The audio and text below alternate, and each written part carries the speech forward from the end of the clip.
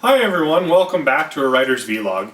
Sorry it's been a little while since I last had a video up. Things came up, dealing with publishing stuff with my first book, everything like that, including life. So I want to apologize to all of you. I'm going to try to make it a regular thing once a week, or at least once every 2 weeks, to try to get a video out. So for today I wanted to focus on struggles within the writing world. So I've written a list here of just kind of some things I wanted to cover. One of the major things about writing, and especially if you're trying to get into writing and writing what you love, is trying to do time management. Now, for those of you who are like me, who have a daytime job, especially with me, I'm an electrician, so my schedule can be all over the place from 8-hour days to 10-hour days. It can be really hard between life and everything else, if you've got kids, family, etc., to dedicate time to writing. So really bad at sticking to the schedule. And so don't use me as an example, but sometimes it does help to kind of plan ahead, kind of figure out some days to dedicate to your writing and some days to dedicate to other things. It does make it hard. This book alone, this first book of mine, took me over 3 years to write. Between all the time spending with family, friends, and everything else, it takes a while. So don't expect to be banging off a book, especially your first book, in just like a couple of weeks, especially if you have a full-time job and anything else. So take your time with it. Don't get stressed. Don't put a deadline going, oh no, I'm going to have the story done in like a month. Probably not the best idea. The best idea is you just want to write because you love writing. So that's my suggestion to you, is come up with a time schedule, try to fit things in when you can. When you do get spare moments, when all of a sudden free time sporadically comes up, take it. Take it and do some writing, or at least taking some notes, or at least going over your stuff. Another thing that struggles with writing is coming up with ideas. That can be very hard. Especially when you've never written a big book or even, say, a small story before. So what I tended to do is I found what helps me write to come up with ideas is drawing upon what's happened in my life, what's happened in life experiences, things like that. Or even other people's life experiences, things like that.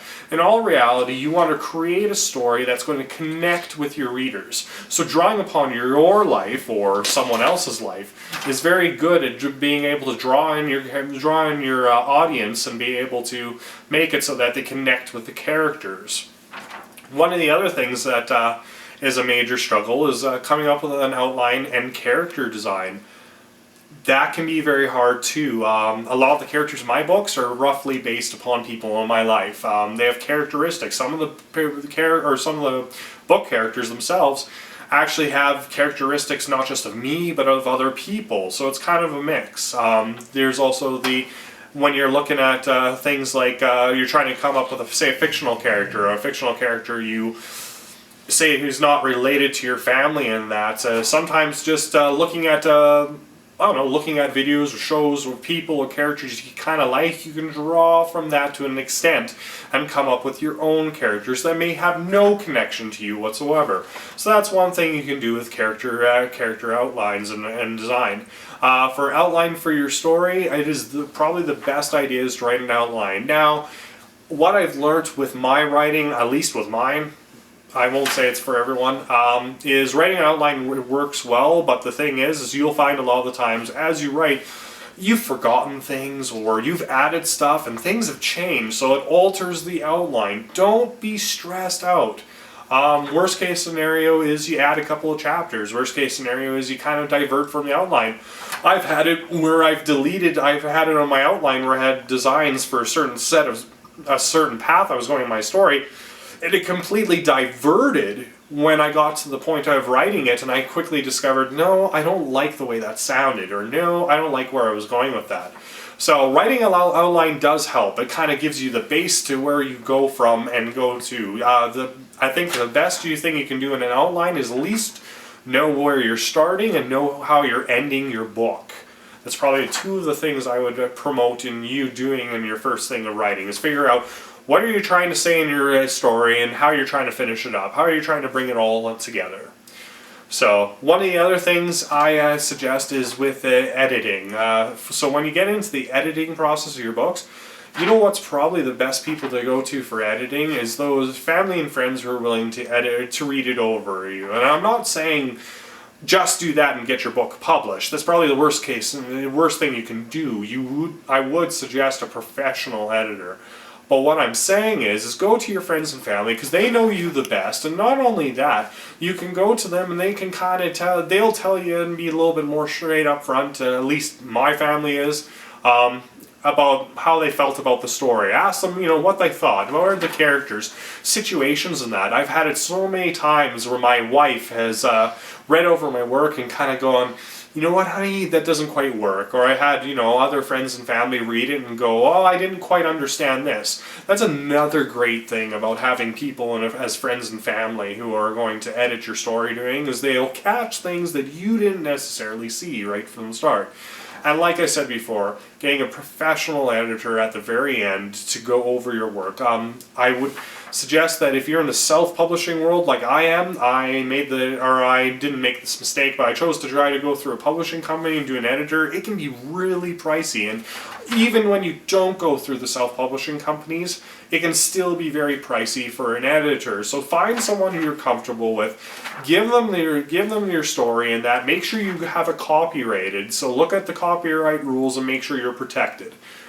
But then send them a copy, ask them, what do you think? How much is this going to cost? Where am I at? There's different types of copy editing that can do. There's very basic copy editing.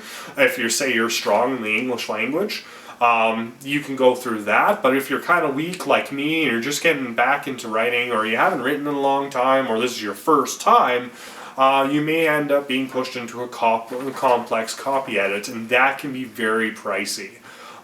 So my suggestion is do your research. I made a couple of mistakes, didn't do my research in that, and it ended up almost costing me big. Luckily, we had a family friend who had offered to help me, so I lucked out. But do your best to do your research, to know your stuff. Now, when it comes to the self-publishing side, this is where it gets a little tricky. Now, as a self-publisher, you can go many different routes. There's many different things, such as you can go through Lulu or other locales like that basically have it where you do the editing, you do everything. All they do is they print on demand. You figure everything out, you do the layout of your book, you do your book design back and forth. You can do it that. Or you can go through traditional publishers, because there's tons of traditional publishers nowadays providing self-publishing routes through their companies. Now, what does that mean? Well, that means you get a little bit more of a professional critique and work on your book. So things like they can do your book cover design, they can do, like I said before, if you really trust them, they can do your editing. Again, it can be very pricey under them. They will do things like book layout, and they'll go through it and they'll try to show you the best way to lay out your book so it looks good and crisp and clean and very professional. And then they can also end up helping you and teaching you a couple things. You can actually pay for them to their marketing team to actually spend some time with you, teaching you how to market and get your book out there. It is very suggested. I would suggest it very much to actually take your time, study up on it. The worst case scenario, as any person who's started out in the writing world, and I've made many of these mistakes before, is going in all gung-ho, throwing your money everywhere, and then by the end of it you get nowhere, and your book's still not published because you've lost yourself in the world of self-publishing. So do your research, figure everything out first, and then get to it. So beyond all of that, these are some of the major struggles I've gone through so far with the writing world. It's very hard. What I have learned in this doing self-publishing is that you gotta be good at selling your product. Because in all reality, the world has changed from about 30 years ago, where you had publishing companies who would advertise for your books. Nowadays, the advertisement is all on you. That puts a lot of stress and a lot of strain. So you gotta do different things. You gotta do a video log like this. You gotta do blogging. You gotta do it through social media. You gotta do it through emails and getting your name out, going to different groups, or say you have a certain select group of people you're trying to meet.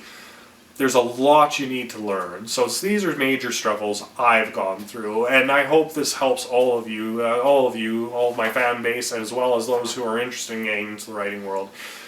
Just like I said, do your research, you should be good from there. So, hey everyone, so if you like this video, if you could subscribe below, you can also press like, you can tell everyone about my videos and that. You can tell people about my book. I got a book coming out soon, Angela's Hope, so please check that out. My websites are going to be below, as well as my link to my Facebook page for my story.